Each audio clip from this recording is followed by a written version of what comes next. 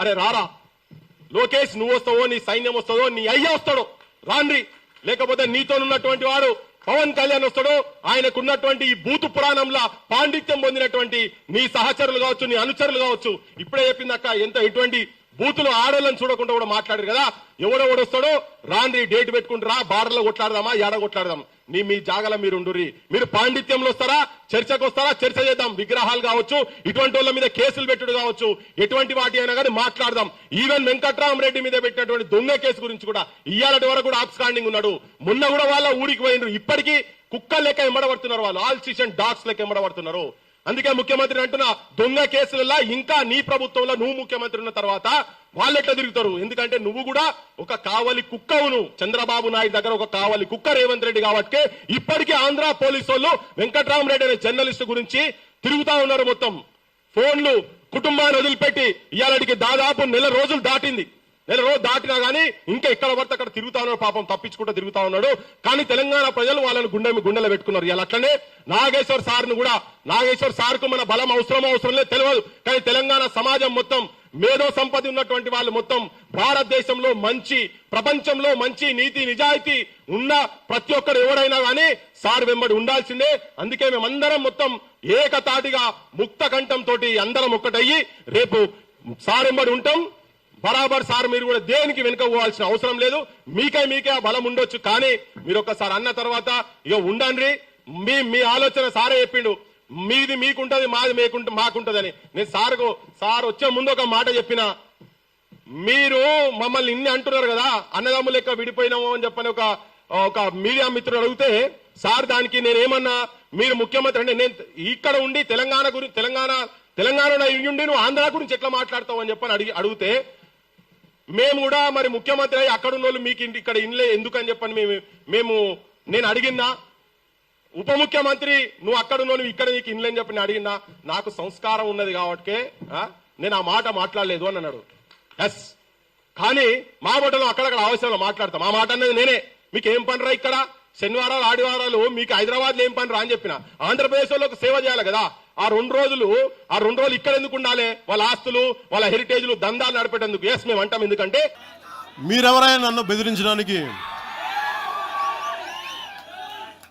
బెదిరించే వాళ్ళు మీ అయ్యే జాగీరా తెలంగాణ?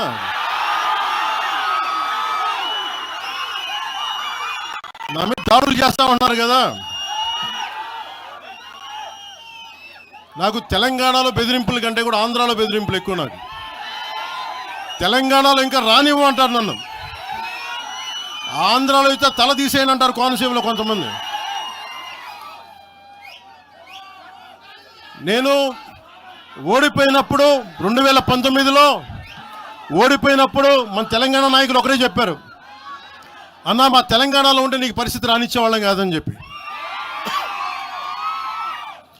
నాకు నిజంగా తెలంగాణ అద్భుతంగా ఉండాలి, యువతకు అద్భుతమైన అవకాశాలు రావాలని కోరుకుంటాను తప్ప నాకు ఇక్కడ కొత్తగా బావుకునేది లేదు, ఏమీ లేదు. బెదిరించే వాళ్ళందరికీ ఒకటే చెప్తున్నాయి. నా ఇంటి ముందు ఎందుకు పెట్టారంటే, ఎవరన్నా దాడి చేయాలంటే సంతోషంగా ఇదే నా ఇంటి అడ్రస్, అది మీకు తెలియదు. నాకు అలాంటి భయాలు లేవు. నాకు బాంఛన్ సారు కాల్మొక్త అనే ఉద్దేశం ఉంటే పార్టీ ఎందుకు పెడతామా? అంత భయపడేవాళ్ళంత పార్టీ పెడతామా? మీ ఇష్టానికి మాట్లాడితే మేము భయపడాలా? ఏ రోజున ఒక్క మాట మీకు కేసీఆర్ గారి గురించి కానీ ఇన్ని సంవత్సరాల్లో 12 సంవత్సరాల్లో ఒక్క తెలంగాణ నాయకుడిని ప్రభుత్వం ఏర్పాటు చేసినప్పటి నుంచి ఈ రోజు దాకా ఒక మాటంలా. ఇంకా మా వాళ్ళు తిడతా ఉండేవాళ్ళు, నువ్వు మెత్తబడిపోయి ఏం మాట్లాడలేదని. అడగండి ఒకసారి, అందరిని పేరు పేరున ఒక్కొక్కరిని అడగండి.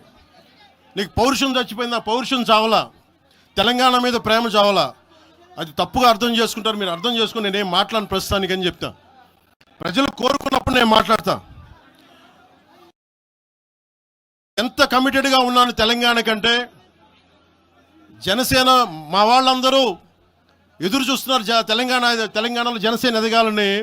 నేను ఒకటే చెప్పా, ప్రజలు కోరుకునే వరకు మీరు ముందుకు తీసుకెళ్ళండి అని చెప్పి నేను జర్నలిస్ట్ కాలనీలో ఉన్న తెలంగాణ జనసేన పార్టీని కూడా తీసేశాను. మొత్తం హెడ్ క్వార్టర్స్ అంతా మంగళగిరిలో పెట్టిన. నాకు అంత కమిట్మెంట్ తెలంగాణ మీద. ఎందుకంటే నాకు రెచ్చగొట్టడం ఇష్టం లేదు. తగ్గి మాట్లాడా. మీరు ఎన్ని హింసించినా, మీరు ఎన్ని మాటలు మాట్లాడినా, ఆంధ్ర కొడకని తిట్టినా, అరే నా గుండెల్లో తెలంగాణ ఉంది, మీరు ఎన్ని తిట్టినా నేనేం పట్టించుకోను.